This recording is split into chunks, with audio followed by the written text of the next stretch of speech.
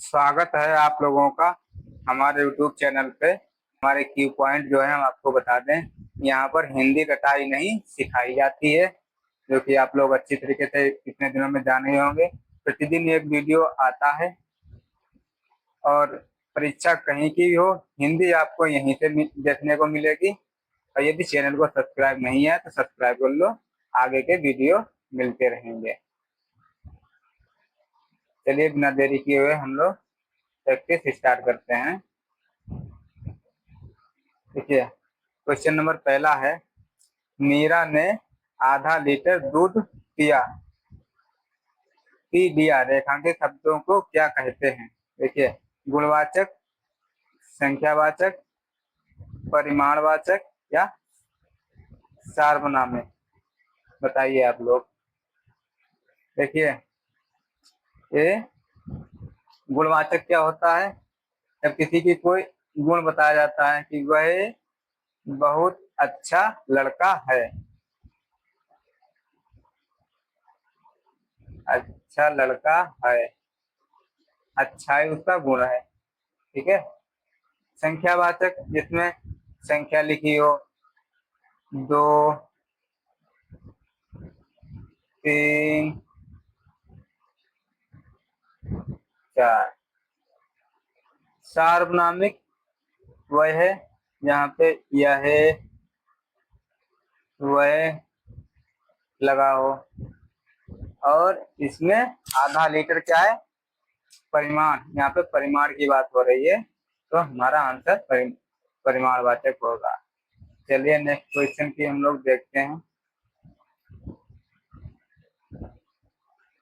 अर्थ शब्द का पर्यायवाची क्या नहीं है? मतलब अर्थ क्या क्या होते हैं? देखिए, अर्थ एक धन, मतलब, हेतु या विश्वास, इसमें से क्या नहीं। देखिए, धन भी होता है अर्थ, अर्थ का अर्थ मतलब भी होता है। कहते हैं इसका अर्थ बताओ, यानी कि मतलब बताओ। अर्थ का मतलब हेतु भी होता है, मतलब किस अर्थ हेतु आप लोग आए, किस अर्थ से आए, किस हेतु आए, ये सब कहते हैं। और इसमें क्या नहीं है? विश्वास, ये नहीं है। तुम लोगों का आंसर यही हो जाएगा। चलिए नेक्स्ट क्वेश्चन पे हम लोग चलते हैं, आगे का देखते हैं।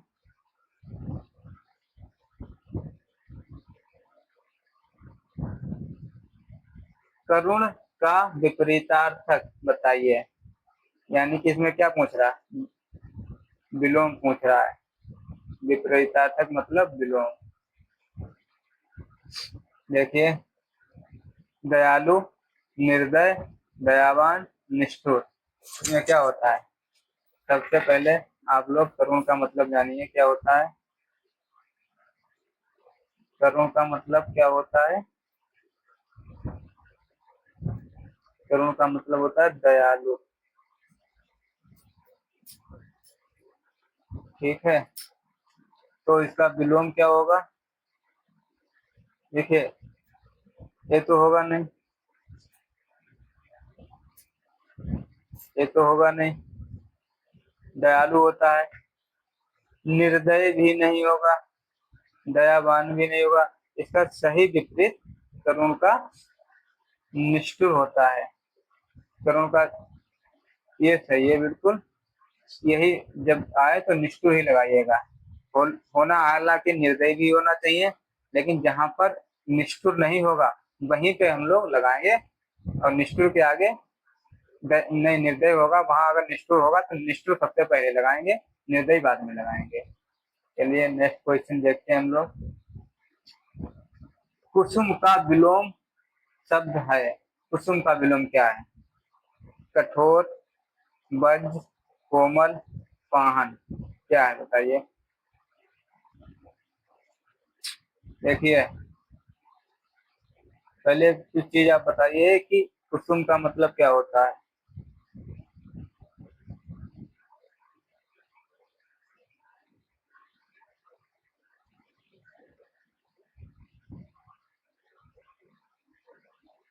कुसुम का मतलब होता है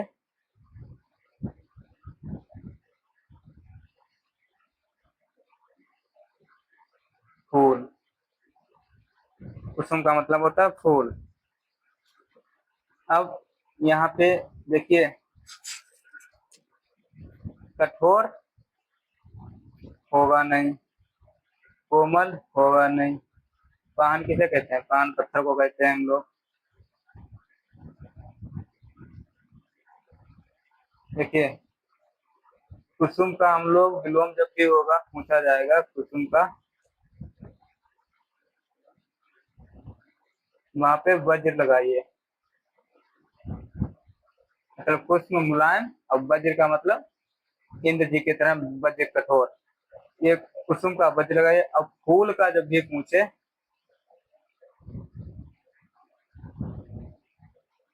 वहां पे कांटा लगाइए। ठीक है, नेक्स्ट क्वेश्चन चलते हैं, हम लोग देखते हैं। कम्बुग्रीव का अर्थ है जिसकी ग्रीवा शंख के समान हो, जिसकी ग्रीवा हंस के समान हो, जिसकी ग्रीवा कौवे के समान हो, जिसकी ग्रीवा कमल के समान हो। बताइए कौन सा सही है? कम्बु मतलब होता है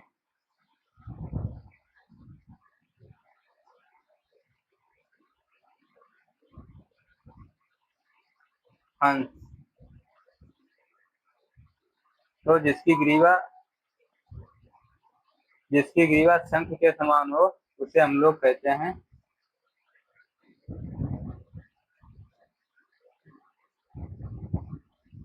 कम्बु ग्रीव। और जिसकी ग्रीवा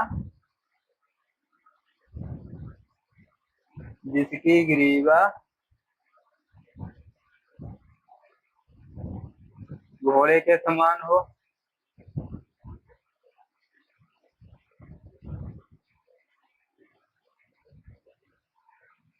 जिसकी ग्रीवा घोड़े के समान हो उसे क्या कहते हैं? आप लोग बताइए। उसे कहते हैं हाय ग्रीव। ठीक है, यहाँ पे ग्रीव होगा। चलिए नेक्स्ट क्वेश्चन हम लोग देखते हैं।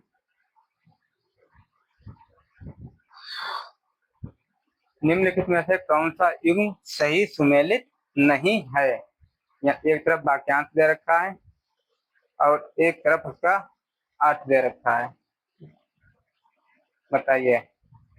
ईश्वर में विश्वास करने वाले को आस्तिक, धरती फोड़कर जन्म लेने वाला उद्भिज, कीचड़ में खिला हुआ कमल पुष्प पातोज, और तालाब में खिला हुआ कमल पुष्प सरसिज। बताइए इसमें से सही कौन सा है? देखिए, ईश्वर में विश्वास रखने वाला आस्तिक होता है, और जो ईश्वर में विश्वास नहीं रखता है उसे क्या कहते हैं? नास्तिक। ठीक है। और धरती फोड़कर जन्म लेने वाले को उद्भिज कहते हैं, अर्थात ब्रह्मा जी। ठीक है। तालाब में खिला हुआ कमल को सर सिज कहते हैं। सर मीन्स सरस मतलब कमल, और जा मतलब जन्म लेने वाला। और ये किसका? सरोज भी होता है, इसको भी याद रखिएगा आप लोग। सरोज, सरोज। ठीक है। अच्छा, अब बात हो रही है किसकी? सी ऑप्शन देखिए। तो ये तो सही है, ये भी सही है, ये भी सही है, ये भी सही नहीं, ये गलत है। अब कीचड़ में खिला हुआ कमल पुष्प पाथोज नहीं होता है। पहले तो पात का मतलब समझ लीजिए आप लोग। पात का मतलब होता है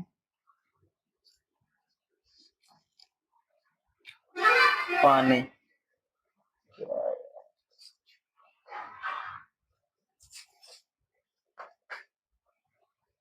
पात का मतलब होता है पानी। ठीक है। अब जब पात में जा लगा दोगे, यानी कि मतलब पानी, जा से मतलब जन्म लेने वाला, तो पानी में जन्म जन्म लेने वाले को हम लोग कहते हैं कमल। ठीक है। अब पाथोधी निकला है तो पाथोधी आ जाए।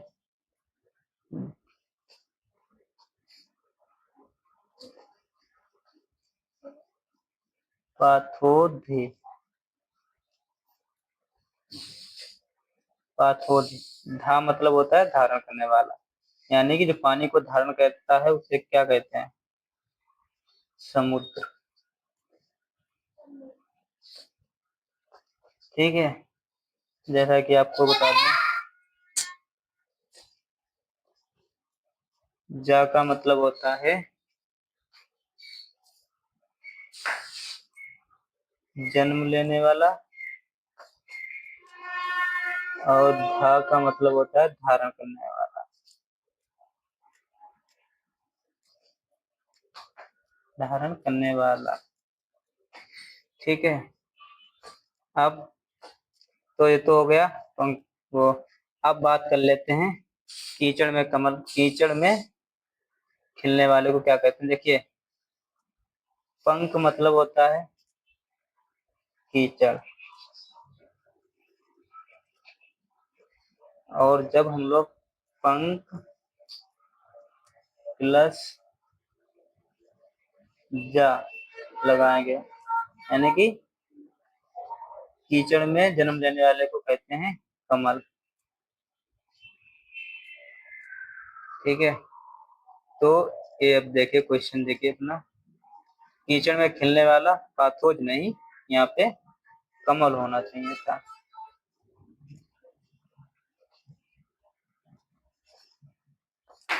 ठीक। चलिए नेक्स्ट क्वेश्चन देखते हैं हम लोग। आर्ध तत्सम शब्दों को ध्यान में रखते हुए सही विकल्प चुनिए। देखिए, एक होता है तत्सम,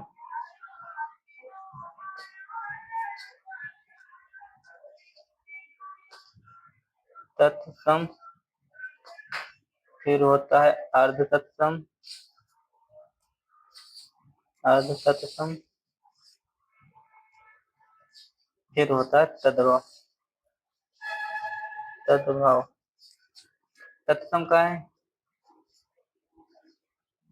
सीधे जो संस्कृत से आए हैं। ये अर्ध तत्सम क्या है? जो संस्कृत से बिगड़ के बने हैं। और तद्भव क्या है? जो बिल्कुल बिगड़ चुके हैं आम बोलचाल भाषा में लोगों की। ठीक है। अब देखिए, अब हम लोगों को अर्ध तत्सम चुनना है। देखिए, आज्ञा आर्ध तत्सम है, बच्च आर्ध तत्सम है, अगिन भी आर्ध तत्सम है, और कारज भी आर्ध तत्सम है, और अक्षर भी आर्ध तत्सम है। देखिए, एक तरफ हम लोग तत्सम तद्भव लिख लेते हैं, इसको मिटा दीजिए।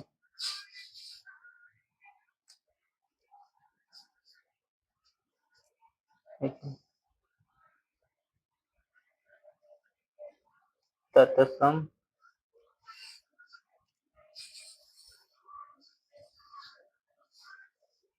अर्ध तत्सम,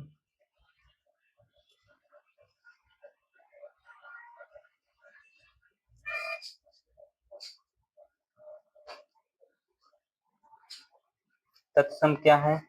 आज्ञा, वत्स,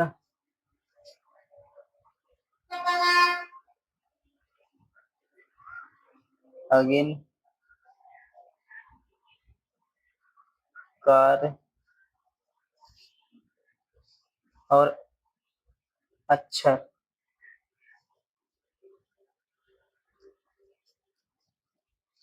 ठीक है। और इसका आज्ञा का, आज्ञा अर्ध तत्सम है, वत्स का वत्स अर्ध तत्सम है, और अगिन का अगिन अर्ध तत्सम है और कार्य का कारज अर्ध तत्सम है। अब इनका तद्भव क्या होगा? तद्भव बता दें आपको। देखिए,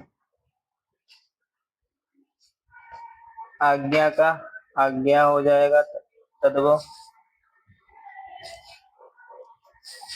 वत्स का बछड़ा हो जाएगा और अगिन का आग हो जाएगा और अक्षर का अक्षर कैसे लिखेंगे ऐसे, ठीक है। चलिए अब हम लोग आंसर पे करते हैं, ठीक। आंसर देखिए अपना है, हम लोगों को अर्ध तत्सम लगाना, तो पहला सही है, दूसरा गलत है, ये वाला है, ठीक है। नेक्स्ट क्वेश्चन पे चलते हैं। निम्नलिखित में से शुद्ध शब्द का चयन कीजिए, हमें शुद्ध शब्द लगाना है। देखिए, इव्युत्सु इव्युत्सु इव्युत्सु इव्युत्सु, देखिए। चलिए हम लोग पहले शुद्ध शब्द लिखते हैं। देखिए,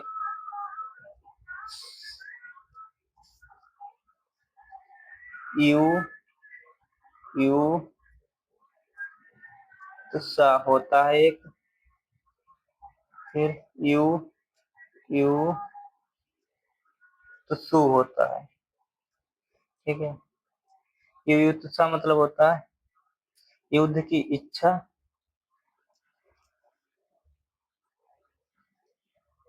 युद्ध की इच्छा, और युद्धसु युद्ध की इच्छा रखने वाला, रखने वाला। तो यहाँ पे युद्धसु है, तो कौन सा है? ये वाला सही है। चलिए नेक्स्ट एक स्लाइड ले लेते हैं, आपको बताते हैं। और इसी तरीके से एक होता है मूर्छा, एक होता है मूर्छु, चिड़चिड़ोसा। अब इसका क्या मतलब होता है? मृत्यु की इच्छा,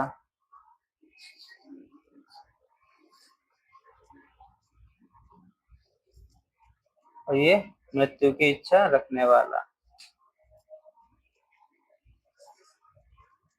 इसको आप लोग देखते चलिएगा और नोट करते हुए चलिएगा, इसकी स्पेलिंग जो बर्तनी है पूछी जाती है। एक और होता है, एक होता है मुमुक्षा,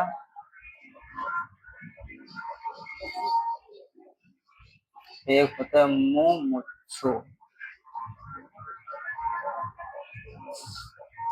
इसका मतलब होता है मोक्ष की इच्छा,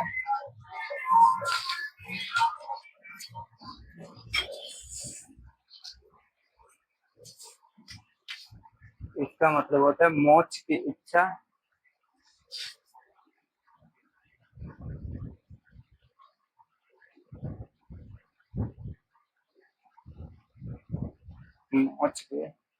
मोक्ष का इच्छुक है, मोक्ष का इच्छुक,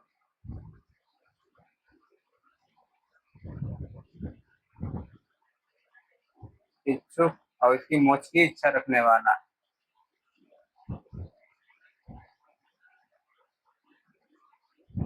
रखने वाला, ठीक है।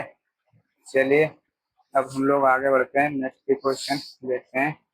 निम्नलिखित में तद्भव तत्सम का युग्म सही है, बताइए। तद्भव तत्सम का युग्म सही है। देखिए, चोरी चौरी ये गलत है, सही है चोर का चौर, ठीक है। कौड़ी कौनली कौनली ये गलत है, होता है कौड़ी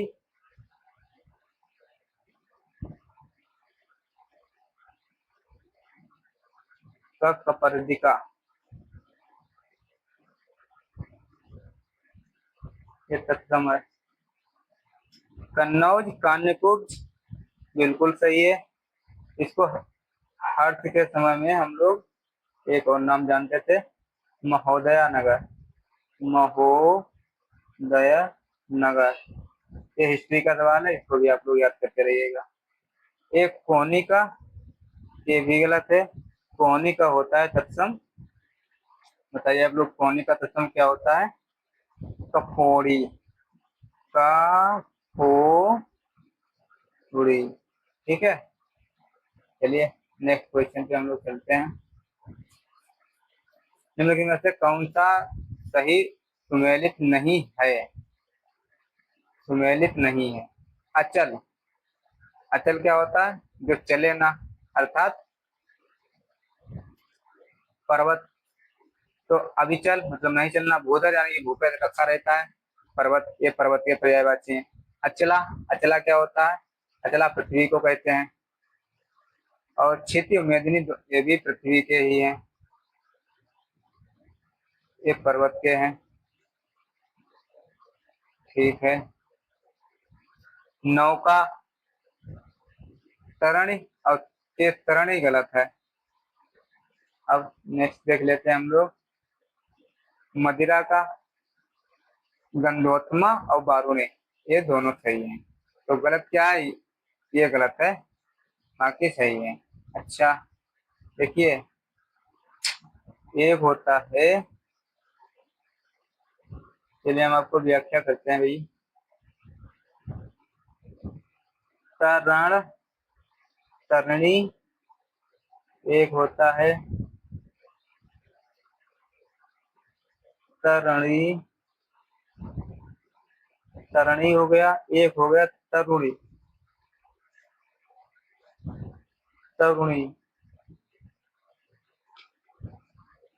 इनका क्या मतलब होता है? पहले भी मैंने क्लास में बताया। तरणी होता है सूर्य, और तरणी होता है नाव, और तरणी, तरुणी होता है युवती। ठीक है, युवती। यहाँ पे नौका का पूछा गया था, तो तरी तो ठीक है, लेकिन तरणी सूर्य का, इसीलिए ये गलत हो गया। चलिए नेक्स्ट क्वेश्चन देखते हैं हम लोग। निम्नलिखित वर्तनी की दृष्टि से कौन सा युग्म शुद्ध है? इसमें शुद्ध है। इति पूर्व, आस्पद, ये गलत है। निरीह, घनिष्ठ, ये भी गलत है। घनिष्ठ, मिष्टान, ये बिल्कुल आपका सही है। और अलौकिक और अंकित, ये गलत है। देखिए इसका हम लोग आपको सही बताते हैं। इति पूर्व नहीं, इतः पूर्व लिखा जाता है। अब आस्पद नहीं, आस्पद कैसे लिखते हैं? आस्पद। ठीक है। निरीह नहीं, निरीह कैसे लिखते हैं? बड़ी नहीं, छोटी पाई होती है, नि वी, क्या आपको पहले बता चुका हूँ। और घनिष्ठ नहीं, घनिष्ठ, घनिष्ठ होता है। तो बिल्कुल सही है। अलौकिक नहीं, अलौकिक होता है। और अंकिक नहीं, आंकिक होता है। एक प्रत्यय लगा है, इसमें भी एक प्रत्यय लगा, इसमें एक प्रत्यय लगा। और निरी, नि प्लस ई से बना हुआ निरी। चलिए नेक्स्ट क्वेश्चन देखते हैं हम लोग।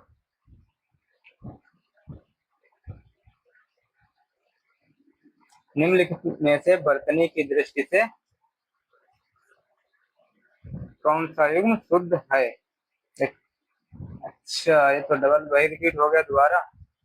चलिए इसको हम लोग छोड़ते हैं, ये तो आपको बता ही दिया था, इसमें यह है। आगे चलते हैं।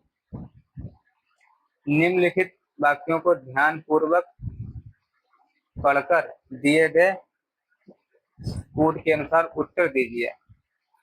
देखिए, श्यामा ने माला गूंथा, सही है। यहाँ तो घना अंधेरा छाया है, ये भी सही है। उसके चाचा ने, चाचा के लड़की हुई है, ये भी सही है। मैंने मूर्ति का दर्शन कर लिया है, ये बिल्कुल गलत है। यहाँ पे मूर्ति के दर्शन कर लिए हैं होना चाहिए था। अच्छा, इसमें क्या, सी ऑप्शन देखिए, उसके चाचा के लड़की हुई है। जब किसी को संकेत के कहते हैं तो उसमें के लगाते हैं, इसलिए सही है। यहाँ घना अंधेरा छाया, इसलिए घना अंधेरा ठीक होता है। अब ये यहाँ श्यामा ने, ये ऑप्शन देखिए, श्यामा ने माला गूंथ ली। देखिए माला, हमें माला, एक सेकेंड, आपको इसको अच्छे समझा, याद रखना।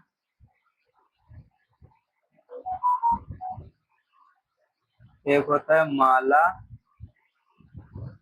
एक होता है आटा।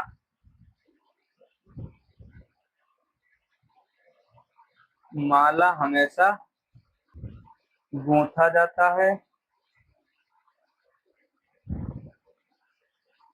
और आटा हमेशा गूंधा जाता है या माड़ा जाता है। ठीक है, सही बिल्कुल ये है ऑप्शन, तो इसको आप लोग याद रखिएगा। नेक्स्ट क्वेश्चन पे चलते हैं हम लोग। चोर का पर्यायवाची कौन सा है? देखिए, चोर का पर्यायवाची आप लोग मुझे बताइए। चोर, यहाँ पे नहीं, आगे लिख लेते हैं हम लोग।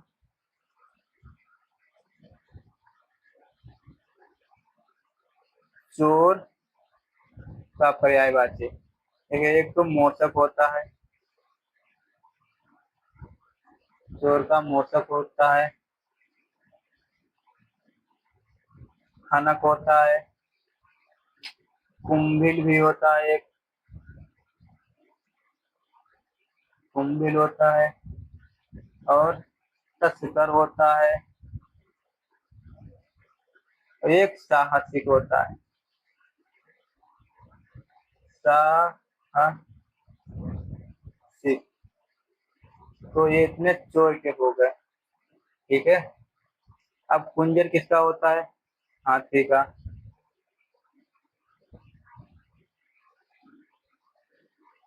पामर किसका होता है? नीच का। मोचक मैंने बता दिया, चोर का होता है। और प्रतारक किसका होता है? ठग का। ठीक है, अब आगे बढ़ते हैं। Next question. सूर्यास्त होने की दशा के लिए एक शब्द है। पश्चिमी नहीं, पाश्चात्य नहीं, अथमना या उगमना। देखिए, अथमना होता है सूर्य अस्त होने के लिए, ये बिल्कुल सही है आपका। ठीक है, अब हम लोग उगमना के लिए कहते हैं सूर्य उदय होने के लिए। सूर्य उदय होने के लिए हम लोग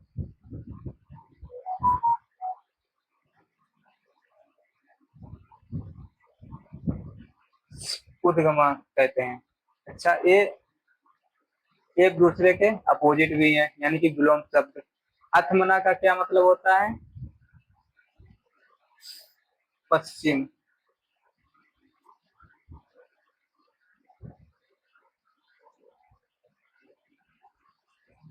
और उगमना का मतलब क्या होता है? पूरब। क्यों? सूर्य हमेशा पश्चिम, सूर्य हमेशा उगता किधर से? पूरब से, और डूबता है पश्चिम में, इसलिए ये उगता है। उगमना पूरब हो गया और अथमना पश्चिम हो गया। और अथमना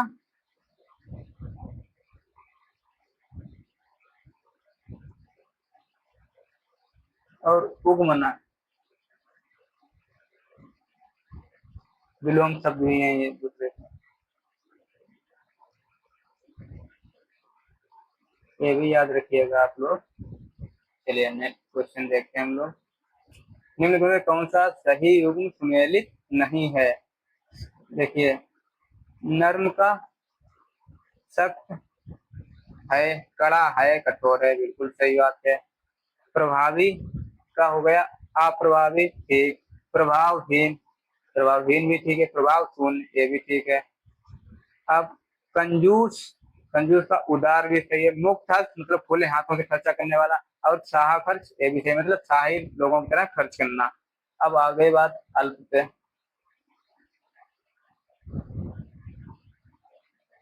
अल्प प्रभुत मतलब ठीक है, ज्यादा है। प्रचुर भी ज्यादा होता है, पर स्तूप का मतलब होता है थोड़ा, जो कि इसका पर्यायवाची हो गया अल्प का। तो इसलिए ये नहीं सही होगा, बाकी सब सही है। आंसर आपका डी सही हो गया। चलिए नेक्स्ट क्वेश्चन देखते हैं। चलिए ठीक है साथियों, क्लास कैसी लगी आप लोग बताइएगा, और कमेंट भी करिएगा। और चैनल को सब्सक्राइब नहीं किया है तो सब्सक्राइब भी कर लीजिएगा। बहुत मेहनत से क्लास ढूंढ के लाते हैं। ये ऐसी साथियों, जाते जाते बता दूंगा, ऐसी क्लास है जो आपको यहीं पे सारी प्रैक्टिस भी करवा दूंगा मैं, और हर एक टॉपिक भी क्लियर करवा दूंगा। आपको कहीं दूसरी जगह जाने की जरूरत नहीं है। हिंदी आपकी यहाँ से 100% सही हो जाएगी। 25 में से आपको मैं यहाँ से 22 हर हाल में दिलवा दूंगा नंबर, इस बात की मेरी गारंटी है। चलिए, नमस्कार साथियों।